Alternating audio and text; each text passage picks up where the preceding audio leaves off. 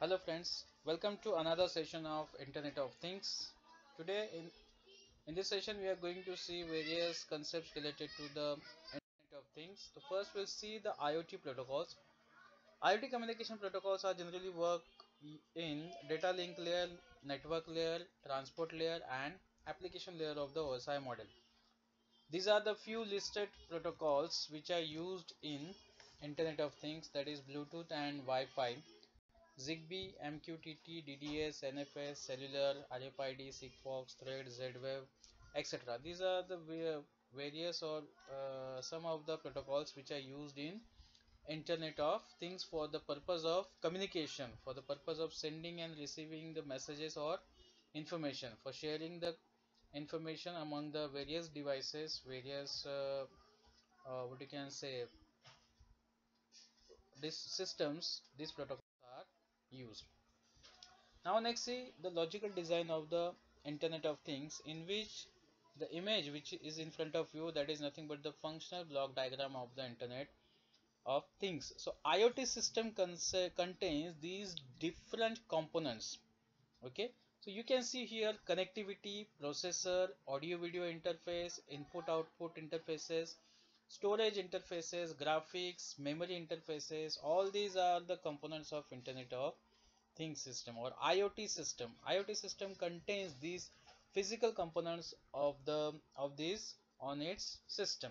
So in connectivity you can see that USB host and RJ45 or Ethernet or Internet adapter or network adapter, that will be there, which is used to connect various devices to the IoT system, as well as which is used to connect this system to the internet. In processor there will be a central processing unit, that is nothing but the CPU. It is nothing but processor or any of the microcontroller will be present in this section. Okay, the next section is audio video interface, in which we can give the audio command to the IoT system, or we can receive the sound, we can receive the information in the form of sound as an output. So for that one we have this HDMI interface, 3.5 mm audio jack and RCA video jack. These are the interfaces which is used for the audio and video. That means they either it will be used for the input as well as it will be used as for the output. Next block is memory interface. In memory interface there will be DDR1, DDR2, DDR3 RAM will be there, or NAND or NOR gates will be there for the storage of the information. The next part is the graphics. In graphics there will be graphical processor unit which will be present in the information in the IoT system, which is used to display the information on the screen. In storage interfaces there will be SD card, MMC card or SDIO card or SDIO devices will be present for the storage of the data, storage of the information. The main part of this IoT system will be input output interfaces, that is the sensors, actuators or other mechanical or electrical components will be connected with the help of this UART port, SPI, I2C or CAN port. These are the various types of ports with the help of which these sensors, actuators or other electrical, electronic or mechanical devices or peripheral devices are connected to the IoT system. So this way, this is the basic block diagram of IoT. Next we'll see the IoT communication models. There are various IoT communication models, in which the first one is device to device communication. For example, device to device communication model, the wireless, for example, you can see that in front of you there is a light bulb and a switch which is used to communicate with each other with the help of wireless network. In that way, light bulb will be of different type of device, and switch will be of different type of device. Both will be manufactured by different manufacturers, and these two, bulb and switch, will be connected with the help of wireless network, and in that one wireless network, Bluetooth, Z-Wave or ZigBee, this kind of protocol can be used. So that is the device to device communication. Next model is device to cloud communication. This communication model is used to share the information between devices and cloud. You can see that device with temperature sensor and device with carbon monoxide sensor, both of them are connected to the application service provider, that is the cloud of application service provider. and both of the devices are connected to this cloud by means of HTTP, TLS, TCP, IP, UDP, DTLS, or CoAP types of protocols. So these are the different protocols which can be used to communicate in between these two different types of sensors and the server cloud. Okay, so that is the second type of model, device to cloud communication. Next one model is device to gateway model. In this one, all the devices, all the server and clouds, these are connected to the local gateway. You can see that device with temperature sensor and device with carbon monoxide sensor, it is connected to the local gateway, and this the gateway is connected to the application service provider cloud. The cloud of the application service provider will be connected to this local gateway. With the help of this internet protocol version 4 or version 6, okay, this protocol is used for the connection between cloud and gateway. The gateway and these sensors are connected with the help of different types of protocol. Those are DTLS, UDP, IP version 6, TCP, TLS, or HTTP. So these are the protocol stack which is used to communicate, which is used to connect the temperature sensor and monoxide sensor, carbon monoxide sensor to the local gateway. So in this way, the communication is used to take place from the sensor to the gateway and from gateway to the application server.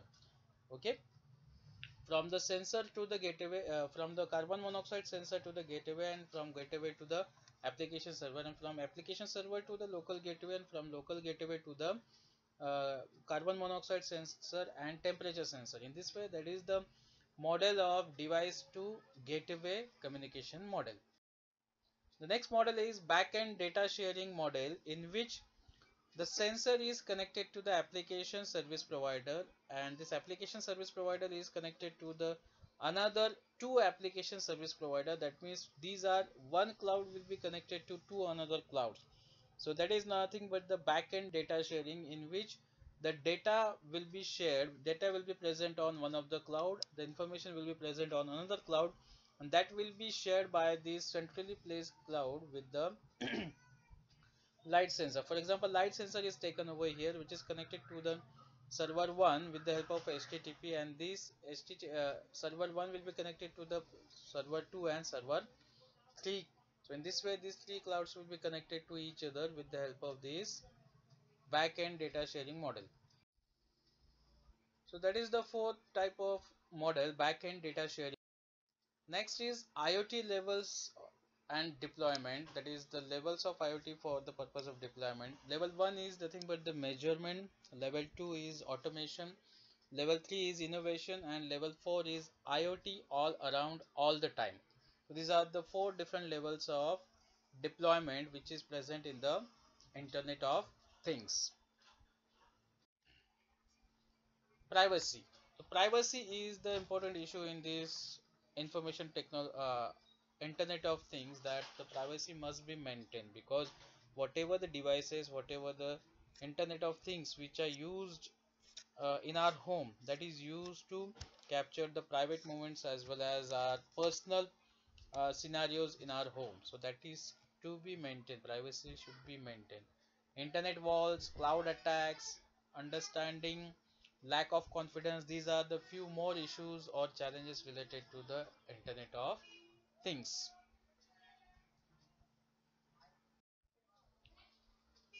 The next, applications of IoT.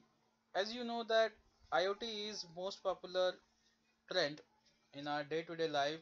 There are various applications of IoT. The first is we can use IoT in smart home. That means the devices, for example, opening the door, uh, turning on the AC, turning off the AC, or a refrigerator. These IoT devices can be used to create to make or to convert your regular home to the smart home.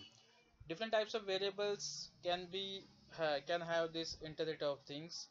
IoT can be used in smart city, smart grids, industrial internet, connected cars, connected health, smart retail, smart supply chain, smart farming, etc. In these various fields, various concepts, we can use IoT. So this we have seen the Arduino Uno, then we have seen the second type Raspberry Pi, Model A and Model B. Okay.